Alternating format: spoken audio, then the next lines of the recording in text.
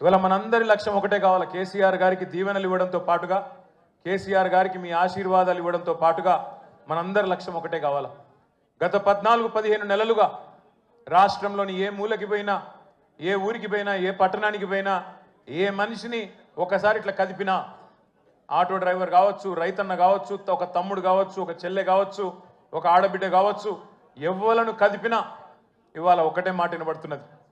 మళ్ళీ కేసీఆర్ రావాలి, కేసీఆర్ గారు తిరిగి రాష్ట్ర ముఖ్యమంత్రి కావాలి అనే ఒకటే మాట వినబడతా ఉన్నది.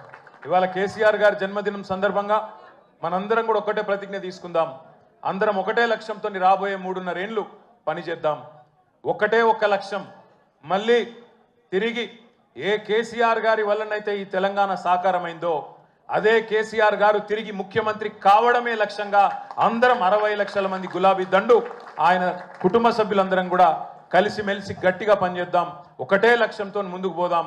రెండో ఆలోచన లేకుండా, రెండో అభిప్రాయమే లేకుండా అందరం కూడా ఆ మహానుభావుడికి ఇచ్చే కానుక, ఆయనకు మనం ఇచ్చే బర్త్డే గిఫ్ట్ ఖచ్చితంగా మళ్ళీ తిరిగి తెలంగాణ అనే పసిగుడ్డును తండ్రి చేతిలో పెట్టడమే మనం ఇచ్చే గిఫ్ట్ కవుతుందని చెప్పి మళ్ళొకసారి మీ అందరికి కూడా గుర్తు చేస్తూ, ఇంతకంటే ఎక్కువ చెప్పేదేం లేదు.